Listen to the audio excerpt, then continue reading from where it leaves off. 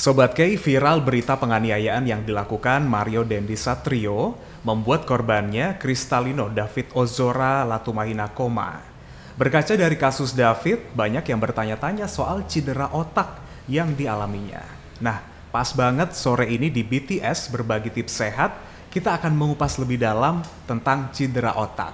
Telah hadir di studio Dr. Lili Natalia, dokter spesialis bedah syaraf, Siloam Hospitals Jember. Selamat sore, Dr. Lili. Selamat sore. Apa kabar, dokter? Baik. Sehat ya? Semoga kita semua selalu sehat selalu. Amin ya. Sekarang udah mulai perubahan musim ya. Kita nggak ngerti ya. Kadang hujan, kadang berapa hari panas ya. Maka wajib banget kita untuk terus menjaga kesehatan Sobat Kei. Selain Dokter Lili, kita juga ditemenin sama Mbak Putri Galuh. Selamat sore Mbak Putri Galuh. Halo Mas Ihsan dan Sobat Kei. Marketing Communication of Siloam Hospitals Jember. Gimana nih, sehat terus ya? Amin. Amin ya, nggak pernah absen soalnya kalau Mbak Galuh pasti selalu hadir di BTS. Bakal banyak info-info juga ya di ini kan kemarin kita udah sempat singgung soal Kopassus ya. Dan mungkin nanti boleh diinfokan juga lagi ya. Program-program yang lain yang ada di Siloam Hospitals. Biasanya cedera itu yang saya tahu tuh cedera otot gitu dok. Nah ini saya menemukan diksi cedera kepala ya, cedera otak ya. Nah cedera otak, apa ini cedera otak? Jadi sesuai dengan kata-katanya, yang namanya cedera itu adalah kondisi luka pada bagian tertentu. Dimana kalau kita bilang cedera kepala, ya artinya bagian dari kepala itu mengalami luka. Okay. Kalau cedera otak, maka sesuai dengan kata-katanya adalah otaknya mengalami perlukaan. Dimana di sini yang luka adalah jaringan otak. Yeah.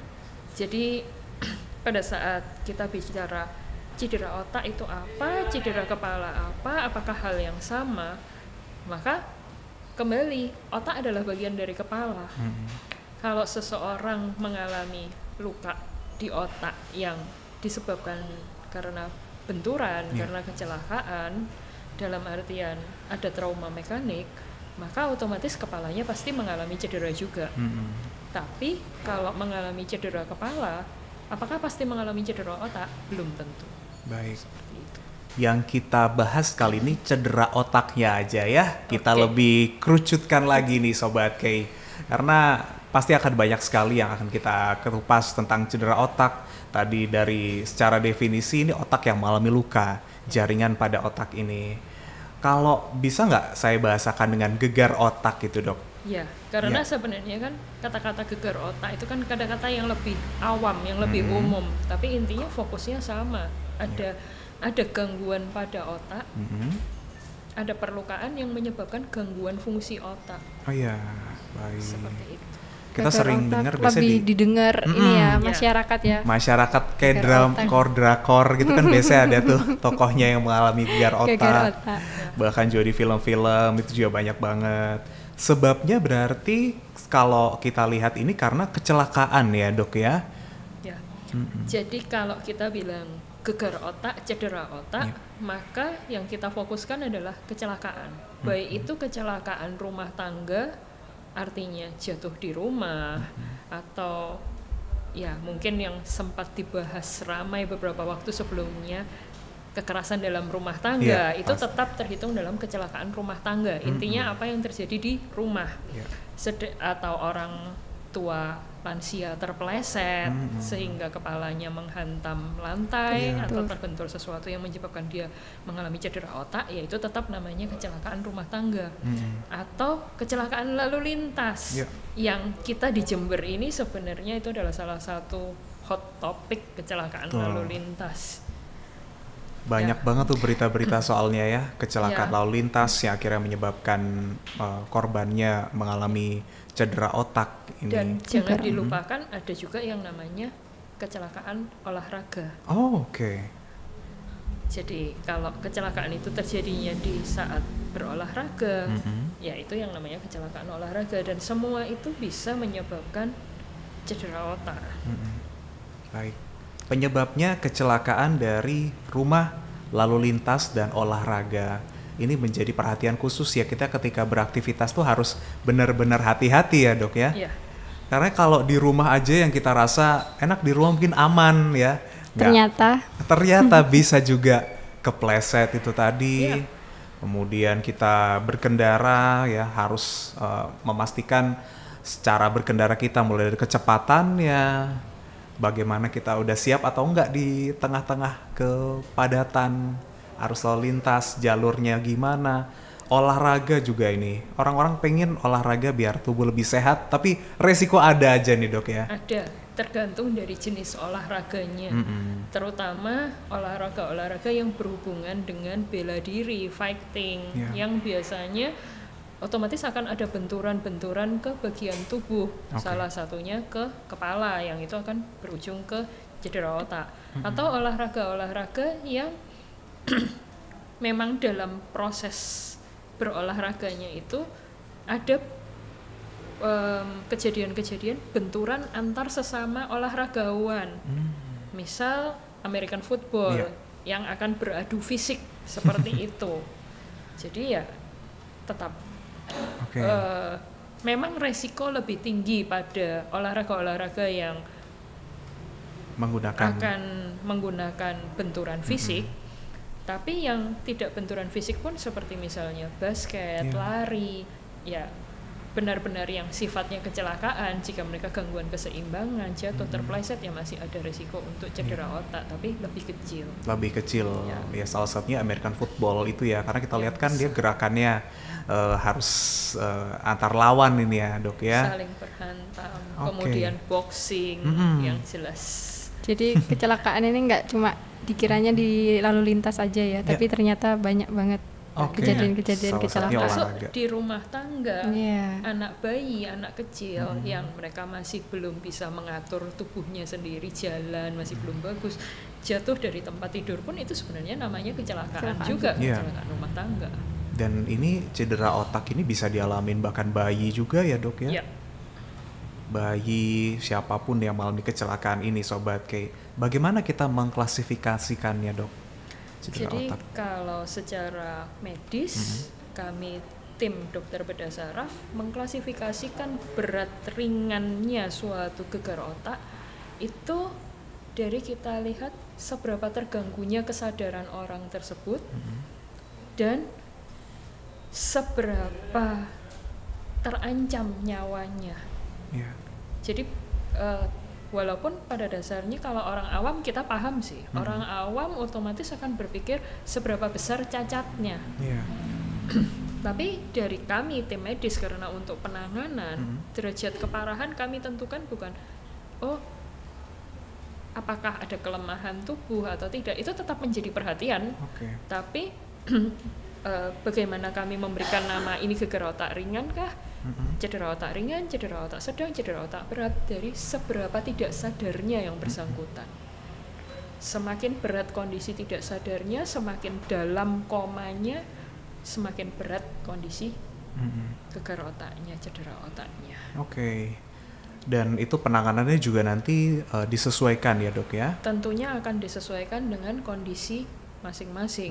Mulai dari kondisi cedera otaknya dan penyerta yang lain, cedera lainnya. Karena kan tidak selalu orang itu murni hanya gegar otak saja, hanya cedera otak saja. Bisa disertai dengan patah tulang di sekitar area kepala, mulai dari itu tulang tengkorak atau tulang wajah, atau ada perdarahan di dalam tengkorak, atau bahkan ada patah tulang di bagian yang lain, entah itu di alat gerak, tangan, kaki, atau di dada. Ya itu semua nanti penanganannya tentunya akan disesuaikan dengan kondisi. Baik, kita ambil contoh kecelakaan di rumah dok. Kadang orang tidak sadar ya, mungkin tadi dia jatuh, anggota keluarga lain melihat udahlah kita nggak usah bawa kemana-mana ya, cukup di rumah aja. Dikasih minyak telon gitu. Ada formula-formula khusus yang biasa dilakukan di rumah dan dianggap ya itu sudah cukup gitu loh. Tapi bisa nggak kita mungkin biar menjaga-jaga nih, mengidentifikasi kalau takutnya itu adalah gejala dari cedera otak dok? Jadi cedera otak tentunya berbagai gejalanya tergantung seberapa berat cedera otaknya. Tapi gejala yang paling ringan adalah nyeri kepala, kemudian pusing berputar, atau ada beberapa orang yang mengeluh kepala ini kok terasa berat, tidak membaik. Itu adalah hal-hal yang perlu diperhatikan. Itu adalah gejala paling ringan. Atau setelah kejadian benturan di kepalanya tersebut, yang bersangkutan cenderung merasa ngantuk terus. Itu sebenarnya adalah gejala-gejala dari gegar otak yang paling ringan. Gejala yang lebih berat yang harus segera dibawa ke rumah sakit saat itu juga, di mana istilahnya kita adalah kegawat daruratan. Itu jika ada kondisi tidak sadar. Kondisi tidak sadar itu yang paling ringan adalah mulai dari bicara melantur, atau yang bersangkutan tidak bisa diajak koordinasi, diarahkan misalnya coba angkat tangan kanan, angkat tangan kiri, hal-hal yang simpel seperti itu saja tidak bisa, maka itu artinya sudah ada penurunan kesadaran. Atau pas yang bersangkutan tidak mau buka mata, tidur terus, ya itu adalah bagian dari penurunan kesadaran, itu harus segera dibawa ke rumah sakit. Kemudian selain adanya penurunan kesadaran, kejang. Kejang itu sudah jelas adanya suatu gangguan fungsi otak yang cukup berat. Tentunya harus segera ditangani.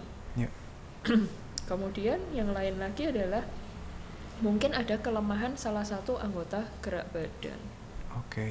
Itu kemudian ada pada beberapa kasus juga muntah yang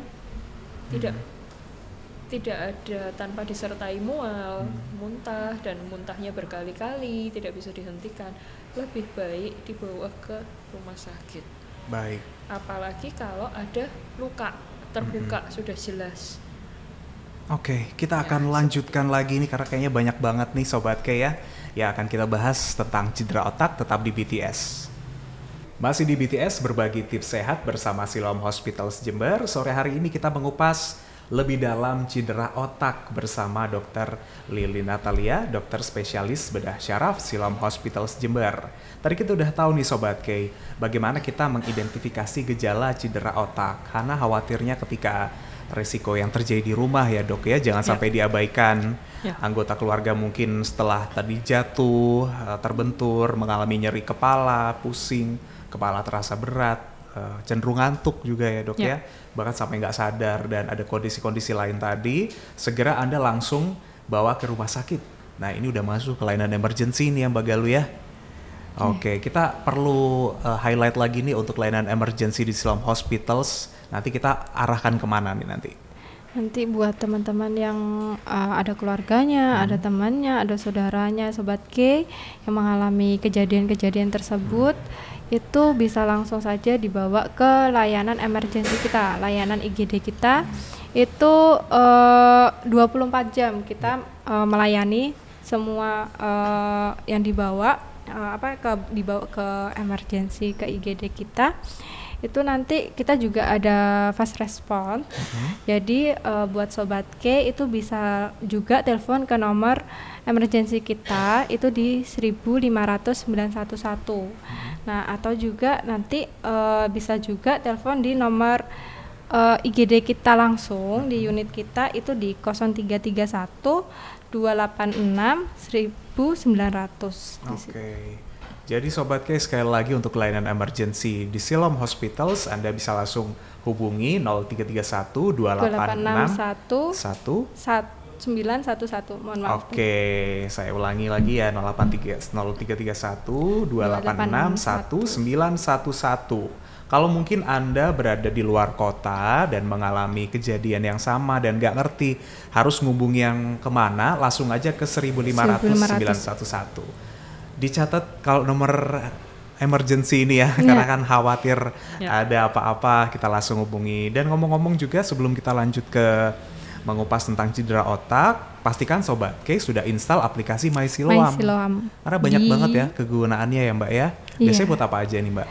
Itu bisa cek MCU, medical check up, terus bisa check in juga, self check in. Terus juga bisa setelah biasanya rekam medis itu rahasia ya, tapi ternyata kita di aplikasi itu sudah bisa lihat sendiri dokter. Jadi kita langsung lihat hasilnya kita sendiri di situ bisa. Jangan lupa di-download di App Store maupun Play Store. Play Store ya. Sudah tersedia Sobat K di App Store maupun Play Store Anda. Pastikan Anda sudah download dan Anda bisa mengetahui banyak sekali layanan yang tersedia di aplikasi My Siloam. Soalnya nggak perlu ke rumah sakit buat antri, di self check-in itu sendiri bisa langsung dikasihkan ke bagian registrasi kami, langsung ke dokternya langsung. Yang dituju nanti langsung ya, mantep, keren banget tuh. Oke, kita lanjutkan tentang cedera otak. Ketika manusia mengalami cedera otak nih dok, apa yang akan terjadi biasanya? Yang akan terjadi tentunya sesuai dengan namanya ya. Iya. Cedera otak adalah kondisi di mana fungsi otak itu mengalami gangguan karena adanya luka atau cedera yang pada kondisi ini disebabkan karena kecelakaan yang sudah dialami sebelumnya. Oke.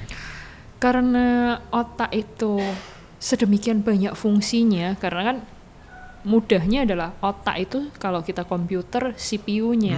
Jadi dia yang akan meregulasi, dia pusat kontrolnya segala hal. Dengan masing-masing fungsinya tiap wilayah beda-beda semua. Jadi tergantung seberapa berat cederanya, seberapa banyak bagian yang terganggu, dan bagian mana yang terganggu, yang tugasnya apa. Itu yang nanti akan timbul gejalanya sesuai dengan kondisinya. Kalau yang mengalami kerusakan adalah di bagian pengaturan gerak, misal pengaturan gerak sisi kanan, maka tubuh sisi kanan yang akan mengalami gangguan, entah itu mulai dari kelemahan atau kesemutan atau bahkan bisa sampai kelumpuhan. Kalau yang terganggu adalah misalnya bagian fungsi bicara, ya nanti fungsi bicaranya akan terganggu. Fungsi bicaranya terganggu seperti apa? Beda-beda. Ada yang fungsi pemahaman, ada yang fungsi menata bahasa, dan itu beda-beda, akan beda pada tiap-tiap orang. Karena itu kalau memang mendapati anggota keluarga atau kawan, relasi setelah mengalami benturan pada kepala, kok ada yang tidak biasa dengan orang ini, ada selain ada luka dan benturan yang jelas harus diwaspadai. Kemudian, kok bicaranya jadi melantur kah? Kalau sudah tidak sadar pasti langsung akan dibawa. Ini tidak sadar, pasti akan langsung dibawa ke rumah sakit biasanya. Case-nya kalau dia masih dia masih sadar, tapi kok badan saya sisi kiri kok berat ya, atau keringgingan atau kesemutan, jalan kok jadinya gampang jatuh, tersandung-sandung, atau bicaranya jadi melantur, kacau, atau kebingungan ini di mana, saya lagi ngapain, kayak lupa gitu ya, seperti hilang lupa, ingatan gitu ya, hilang ingatan. Nah, itu termasuk salah satu yang harus diwaspadai. Gegar otak itu sudah terjadi, sebaiknya segera dibawa ke rumah sakit, apalagi kalau sampai ada kejang seperti itu. Baik. Ini yang kita khawatirkan ya, ketika orang-orang kadang tidak paham ya dengan kondisi orang-orang di sekitar mereka yang sedang mengalami benturan tadi, tiba-tiba ada gangguan. Yang paling sering memang kita ketahui ini adalah hilang ingatan ya dok. Yang sering disebut-sebut terutama di TV, di acara sinetron, telenovela. Tapi sebenarnya tidak hanya itu, bahkan nyeri kepala pun, pusing berputar, kepala terasa berat, cenderung ngantuk, itu semua adalah gejala dari gegar otak atau cedera otak itu sendiri. Dan itu patut diwaspadai. Dan ada satu lagi yang sangat menjadi perhatian adalah ada beberapa kasus yang setelah dia mengalami benturan itu orangnya tidak ada masalah, tidak ada keluhan, sadar baik, tapi kemudian tiba-tiba tidak sadar. Itu adalah sesuatu yang sangat gawat darurat dan harus segera dibawa ke rumah sakit. Karena sering pada kejadian seperti itu yang terjadi adalah ada pendarahan otak yang awalnya kecil tapi dia pendarahannya berlangsung terus sehingga dia menjadi semakin besar. Itulah yang menyebabkan awal setelah dia benturan dia sadar tapi tiba-tiba menjadi tidak sadar. Kalau tidak segera dibawa ke rumah sakit, ada kemungkinan pada saat tiba di rumah sakit sudah tidak dapat lagi dilakukan pertolongan. Ya. Jangan sampai ya. Jangan sampai. Ya, semoga masih bisa dilakukan pertolongan walaupun itu tujuannya menolong nyawa, bukan mengembalikan yang bersangkutan ke kondisi 100% sama persis seperti sebelum terjadinya benturan.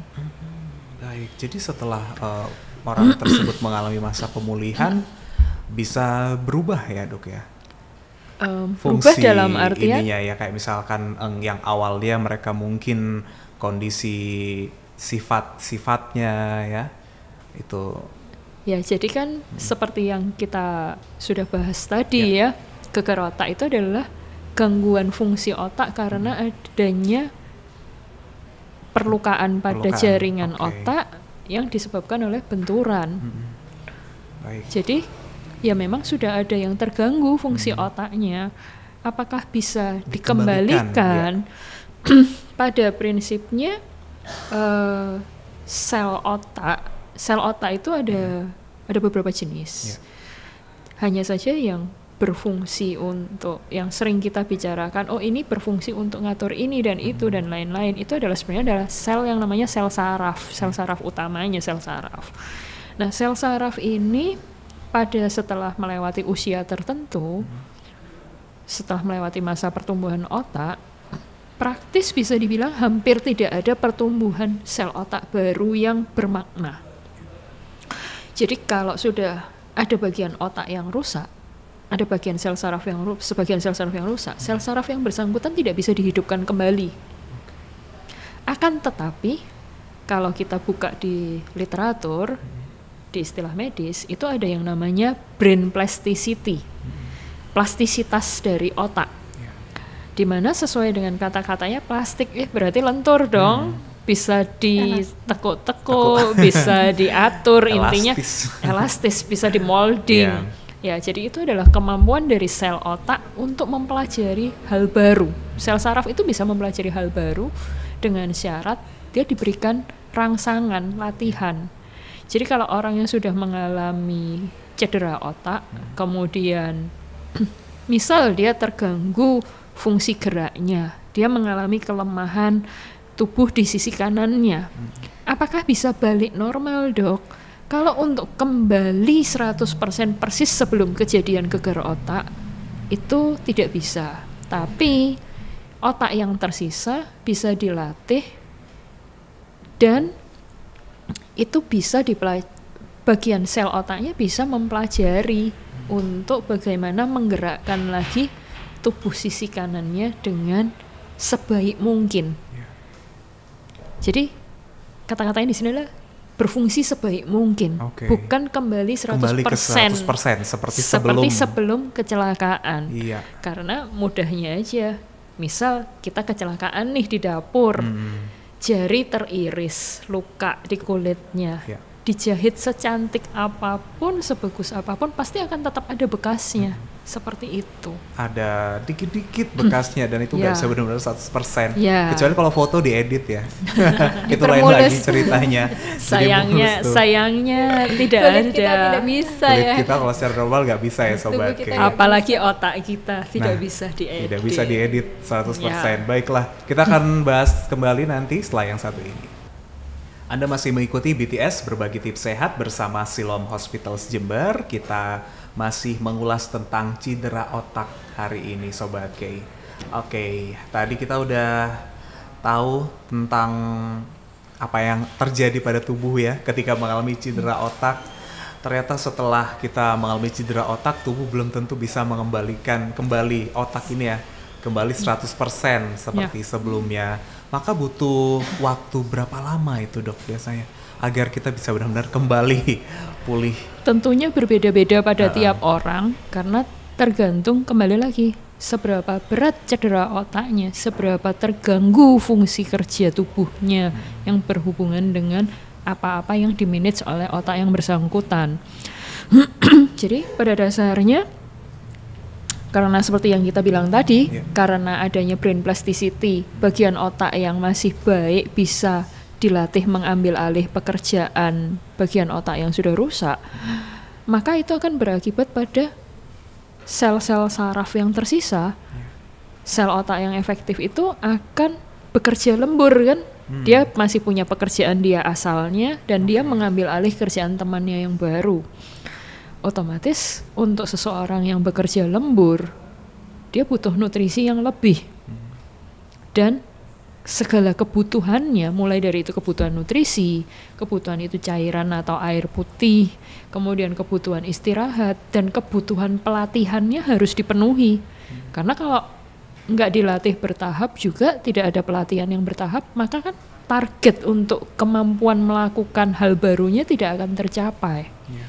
Jadi ya kembali, seberapa cepat seseorang bisa mengejar target rehabilitasi istilahnya ya, target rehabilitasi yang diharapkan, ya seberapa baik orang itu memposisikan dirinya, mengatur dirinya untuk menghadapi rehabilitasinya, mulai dari itu cairan, air minum, nutrisi, latihan fisiknya, mengatur pola istirahatnya, itu semua akan mempengaruhi seberapa cepat dia mencapai hasil.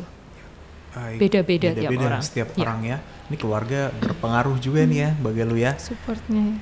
Orang-orang di sekitar mereka ya, agar nanti bisa mendorong pemulihannya pasien. Pemulihannya lagi. Tapi kalau selama ini pasien yang dihadapin oleh Dokter Lily, yang parah banget itu sampai di fase apa itu dok biasanya? Ya kembali kita bicarakan tadi, gegar otak berat adalah gegar otak yang kondisinya mengancam nyawa. Tidak sedikit kejadian di Jember ini datang ke rumah sakit sudah dalam kondisi kita manusia sudah tidak bisa melakukan tindakan yang bermakna.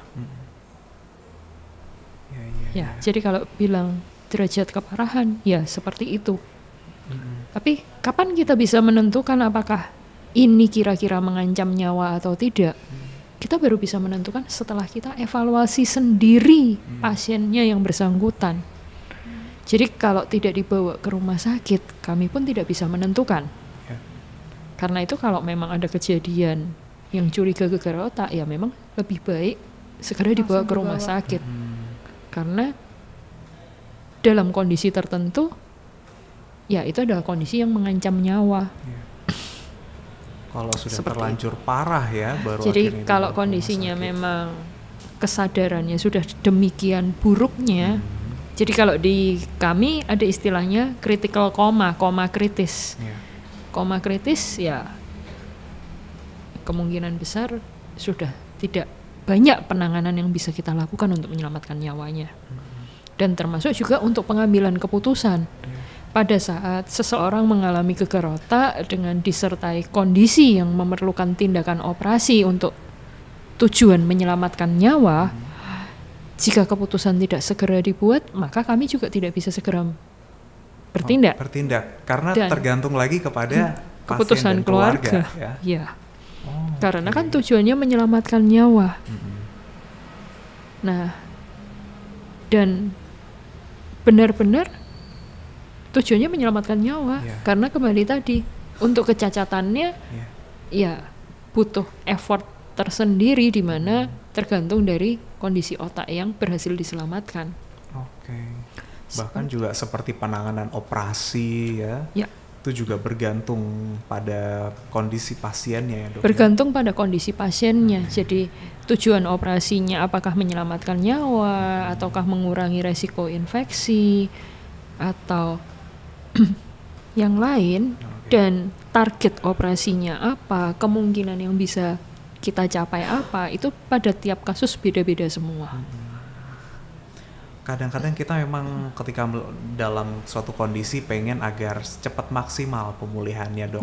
Bisa nggak kita berusaha melakukan apapun agar bisa lebih cepat pemulihan ini setelah orang mengalami gegar otak? Jadi tentunya ada hal-hal yang nanti akan disesuaikan dengan kondisi yang bersangkutan, mulai dari kecukupan air minum, kecukupan gizi berapa yang dia butuhkan, kemudian rencana pelatihan di sini yang kita sering dengar adalah fisioterapi.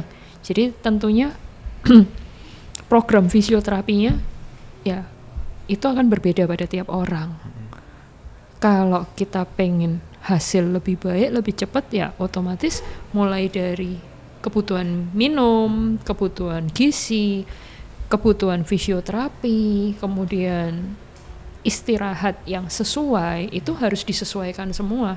Karena maksimal atau tidaknya pemulihannya ya tergantung dari kolaborasi semua hal ini.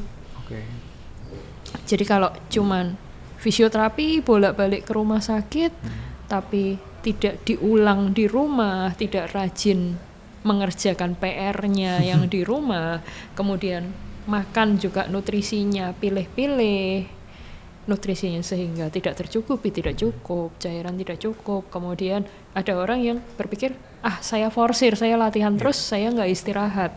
Ya, akhirnya kan tubuhnya kelelahan, malah tidak akan bisa mengalami pemulihan. Jadi harus seimbang semua itu, harus seimbang. Ikutilah anjurannya ya dok ya. Tentunya akan kita diskusikan bersama tim. Untuk tiap pasien itu beda. Ya. Tergantung pada kondisinya juga. Tergantung pada kondisi masing-masing. Dan dari keluarga juga kembali lagi akhirnya ya dok ya. Kembali lagi. Pada saat dia di rumah ya. Apakah latihan, apakah terpenuhi nutrisinya? Ya, karena kan sebenarnya yang kita lakukan di rumah sakit adalah menangani kegawat daruratannya. Setelah perawatan di rumah sakit yang berurusan dengan kegawat daruratan itu selesai, maka otomatis kan sudah bisa berobat jalan istilahnya. Berobat jalan itu maksudnya ya tidak harus diam di rumah sakit. Pulang kontrol sambil kita update. Program kita minggu ini apa, program berikutnya apa. Ya, kalau untuk pasien-pasien dengan kondisi gegar otak, rata-rata mereka akan mengalami keterbatasan kan, karena gangguan fungsi otaknya itu tadi. Otomatis sebenarnya yang pegang peranan paling besar adalah keluarga. Jadi kalau program itu tidak jalan, PR-PR-nya tidak dikerjakan, ya maka pemulihannya tidak akan semaksimal itu. Bahkan sesuai harapan mereka ya. Ketika mereka sudah kembali pulih ya, dan untuk waktu mereka harus kembali ke aktivitas normalnya itu menyesuaikan dengan kondisi ya, dan karena sesuai dengan apa yang kita bicarakan tadi sudah kan butuh latihan bertahap. Bahkan untuk kembali kerja pun beban kerja atau yang sekolah beban pelajaran itu, jadi kita akan memuat bertahap, loading ulang, menyesuaikan dengan kondisi fisiknya. Anak-anak, orang dewasa, apakah ada mungkin anak-anak bisa lebih cepat pulih atau tetap sesuai kondisinya dok? Ya, jadi kalau semua itu dikondisikan dalam kondisi ideal, anak-anak yang memang usia otaknya pada usia otak itu masih mengalami pertumbuhan, otomatis mereka punya kesempatan yang lebih besar untuk pulihnya lebih maksimal. Kenapa? Karena balik ya tadi, kemampuan otak mengambil alih pekerjaan baru itu kan namanya brain plasticity. Dimana pada anak-anak yang otaknya masih masa pertumbuhan dan pematangan, brain plasticity mereka lebih besar daripada dewasa. Jadi kesempatan untuk mereka belajar, kan anak-anak itu lebih mudah belajar hal baru. Nah itu. Tapi di sisi lain, anak-anak juga punya kondisi otak yang lebih sensitif karena otaknya belum matur. Dan itu akan memberikan resiko kejang yang lebih tinggi. Jadi ya tadi yang kita bilang bahwa dengan gegar otak bisa jadi kejang yang kalau kejang itu sudah istilahnya permanen ya, sudah ada sumbu kejangnya di dalam otak, itu akan jadi yang namanya epilepsi. Atau kalau orang awam bilangnya ayan itu. Nah, kemungkinan untuk terjadinya epilepsi setelah gegar otak pada anak-anak yang otaknya masih mengalami proses pematangan pertumbuhan itu lebih besar daripada yang dewasa. Oke, memang kalau secara kondisi mungkin mereka bisa lebih cepat ya. Pemulihan lebih Pemulihannya, cepat. tapi resikonya juga lebih Iya. tinggi. Jadi karena itu baik anak-anak maupun dewasa sebisa mungkin jangan sampai terjadi gegar otak.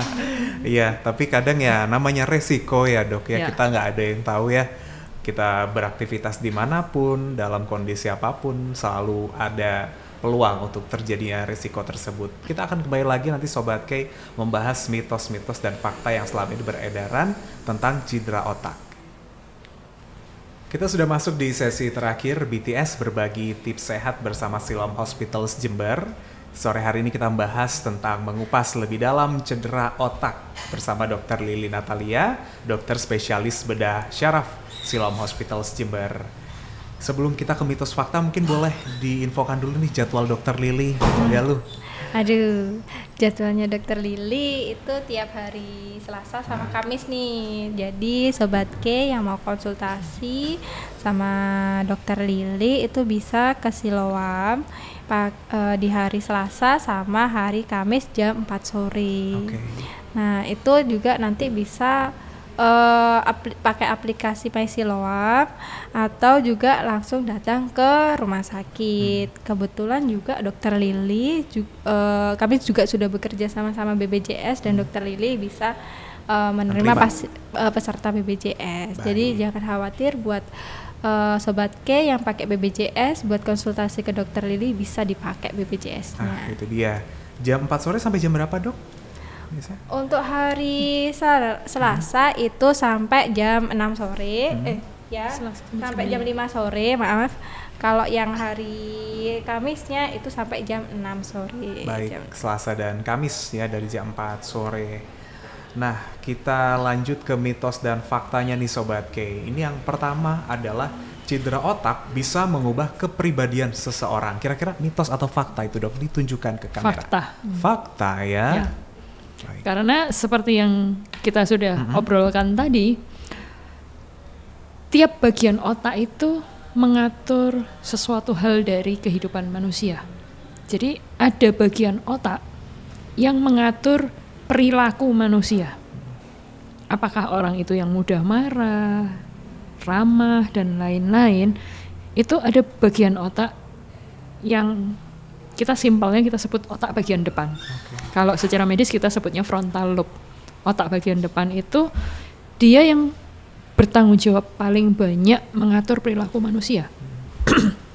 Kalau memang karena gegar otaknya terjadi gangguan pada bagian otak depan, ya otomatis perilakunya ada kemungkinan berubah dari perilaku sebelum kecelakaan itu terjadi. Tapi apakah menjadi lebih baik, lebih buruk? Tidak ada yang tahu. Dan kalau ditanya, ada nggak dok yang berubah jadi lebih baik? Ya, Ada. Justru itu bersyukur ya malah ya lebih baik. Iya. Dan ada yang berubah jadi lebih buruk? Ada juga. Nah, Berubah mari. menjadi lebih sopan, Iya. ada. Berubah menjadi lebih tidak sopan juga ada. Jadi kita tidak bisa memprediksi perubahannya seperti apa. Baik. Seperti itu. Bisa mengubah kepribadian seseorang Sobat K. Ya bersyukur kalau lebih baik kepribadiannya ya. Yang lebih Tapi buruk ini yang harus akhirnya harus diterapi juga nih ya. Masalahnya kembali Lagi ya. Kalau untuk masalah kepribadian tidak bisa dilatih juga. Tidak bisa 100% dilatih permanen. Oke, baik. Selanjutnya, cedera otak bisa meningkatkan peluang Alzheimer. Fakta. Fakta lagi nih. Ya, jadi Alzheimer itu adalah bagian dari salah satu jenis demensia. Demensia itu apa? Demensia itu adalah kondisi degenerasi. Degenerasi itu adalah kondisi di mana awalnya ada dan berfungsi dengan baik menjadi tidak ada dari otak. Yang paling sering kita bilang adalah kepikunan, di mana orang di usia lanjut, biasanya kita bilang yang pikun adalah orang usia lanjut kan, di mana asalnya orang itu berbahasa dengan baik, berhitung, intinya mulai dari fungsi kecerdasan, fungsi gerak, segala fungsi yang berhubungan dengan otak yang awalnya baik, tiba-tiba menjadi menurun. Atau secara proporsional, secara progresif menurun. Itu namanya degenerasi dari otak. Di mana memang kalau dari hasil penelitian literatur, pada orang yang mengalami cedera otak, karena dia sudah mengalami kerusakan otak lebih dahulu, otomatis degenerasinya akan terjadi lebih awal. Dan salah satunya bentuk degenerasinya yaitu tadi Alzheimer itu. Baik. Alzheimer ya, jadi cedera otak bisa meningkatkan peluang Alzheimer, itu adalah fakta. Yang berikutnya, penggunaan helm bisa melindungi diri dari cedera otak, dok. Nah, ini antara mitos dan fakta. Sebenarnya fakta kalau pemilihan dan cara penggunaan helmnya itu tepat. Pemilihan dalam hal baik itu ukuran, kualitas helm. Ya, yang paling penting adalah itu. Kualitas dan ukuran. Sedangkan cara penggunaan, otomatis penggunaannya harus pas, harus dikunci. Ya, itu tadi. Intinya kembali suatu alat itu baru akan berguna efektif bila dia digunakan secara tepat. Itu. Berarti memang fakta memang ya, dok ya, fakta bisa sebenarnya melindungi diri, tapi tergantung helm yang dipakai yang seperti tergantung apa. Helm yang dipakai, nggak kelonggaran, nggak kekecilan, kemudian kualitas helmnya apakah dikunci atau tidak. Dan kembali lagi, telah dilakukan penelitian, ini sih lebih concernnya awal di mobil, balap mobil. Ternyata sudah ada pernyataan sehubungan dengan balap mobil, yang dimana kita tahu mobil-mobil tertentu untuk race car, untuk mobil balap itu memang sudah sistem keselamatannya itu jauh lebih kompleks dan lebih aman dibandingkan kendaraan-kendaraan lain. Tapi ternyata mereka menyatakan bahwa kalau sudah mencapai kecepatan 150 km per jam itu tetap fatal kecelakaannya.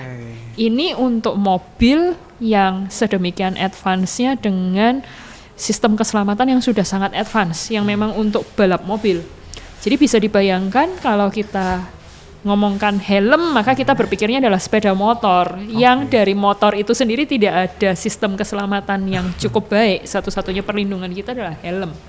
Jadi kalau kecepatannya melebihi kecepatan aman yang disarankan, ya tentunya kita tidak heran kalau kecelakaan yang diakibatkan akan sangat berat. Iya, baik. Yang berikutnya, perawatan cedera otak hanya dapat dilakukan di rumah sakit, tidak bisa dirawat sendiri. Mitos ya. Tapi dalam artian adalah penanganan awal, faktanya adalah penanganan awal tetap di rumah sakit. Yang bisa dilanjutkan di rumah adalah setelah kegawat daruratan itu terlewati. Jadi kalau ditanya apakah mitos atau fakta, kalau secara keseluruhan perawatan gegar otak itu tidak seterusnya di rumah sakit sampai jadi sembuh normal, kembali seperti semula, tidak. Tapi ada sebagian perawatan di mana saat kegawatan itu masih ada, itu akan dilakukan di rumah sakit. Lanjutannya sebagian di rumah, sebagian di rumah sakit. Apa yang di rumah sakit? Ya untuk menerima PR-nya fisioterapi, otomatis kan ke rumah sakit berkonsultasi dengan dokter spesialis fisioterapi dan rehabilitasi mediknya. Pokoknya untuk evaluasi kondisi dan lain-lain. Baik. Berarti mitos ya, kalau misalnya cuma dilakukan di rumah sakit, di rumah juga justru berperan penting. Justru di rumah itu yang perawatannya untuk selamanya. Tentunya kolaborasi tetap dengan timnya. Jadi untuk orang gegar otak, keluarga, pasien, dokter, perawat, teman-teman fisioterapi itu semua satu tim. Baik. Itu dia Sobat K tentang mitos dan fakta yang selama ini beredar mengenai cedera otak. Kita sudah masuk di bagian terakhir, mungkin ada informasi dulu nih dari Mbak Galuh. Ada banyak sih, Oke. tapi Sobat K bisa langsung lihat di sosial media kita, itu di Siloam Jember Instagramnya, terus juga bisa akses website kita di www.siloamhospitals.com. Baik, terima kasih informasinya nih Mbak Galuh Terima ya. kasih, Kopassus Mas Ihsan. bulan ini ya masih ya? Masih, Iya. masih berlaku sampai akhir Maret. Baiklah, dimanfaatkan ya Sobat K. Soal itu kan medical check up ya Mbak Galuh ya. Ya eman-eman kalau nggak dipakai ya. Iya, karena kita itu suka ngecek perawatan ini dari luar ya dok ya, perawatan fisik, tapi dari dalam belum Dalamnya tentu. enggak kadang. Padahal sebenarnya kalau dari dalam terawat dengan baik, otomatis luarnya akan Luarnya bagus. juga ngikut, Aman. pasti akan lebih bagus lagi. Baiklah, ya, ada kesimpulan mungkin dok dari pembahasan kita hari ini? Kesimpulannya, jangan remehkan gegar otak. Bila sudah terjadi gegar otak atau kecurigaan gegar otak, sebaiknya segera ke rumah sakit, ke UGD. Kalau memang nanti ternyata tidak didapatkan kegawatan, ya tetap akan dipulangkan. Tapi kalau ada kegawatan, lebih baik jika bisa ditangani lebih awal. Lebih cepat, lebih Ya. Baik. Dan tentunya tidak kalah pentingnya bagaimana kita mencegah gegar otak itu terjadi. Nah, mencegahnya ya hati-hati ya dok ya. Ya. Selalu berhati-hati ya, berkendara juga kalau sudah sesuai dengan ketentuan ya dok ya, kecepatannya ya. Kapasitas kendaraannya kendaraannya. juga, bahkan ketika aktivitas di rumah, olahraga juga semua harus diperhatikan. Terima kasih banyak Dr. Lili Natalia Terima sudah kasih. hadir sore hari ini. Banyak sekali yang kita dapatkan Sobat K, bagaimana mencegah dan juga bagaimana melakukan penanganan terhadap cedera otak. Kita mengetahui juga tadi gejala-gejala yang timbul, kemudian bagaimana penanganannya, serta dari Mbak Galuh juga info-infonya. Makasih banyak nih Mbak Galuh ya. Terima kasih Mas Ihsan. Yang pasti Anda bisa terus menjaga kesehatan Sobat K, mempercayakan layanan kesehatan Anda kepada Siloam Hospitals Jember. Langsung saja Sobat K bisa unduh aplikasi My Siloam yang tersedia di Play Store dan App Store. Kalau pengen kesana langsung di Kompleks Lipo Mall Jember di Jalan Gajah Mada ya Mbak Gajah ya. Mada nomor 104. Baik, sekali lagi terima kasih untuk kedatangannya sore hari ini. Terima kasih kasih. juga Terima kasih, untuk sama-sama. Sobat K yang sudah menyaksikan BTS. Sampai jumpa di edisi berikutnya.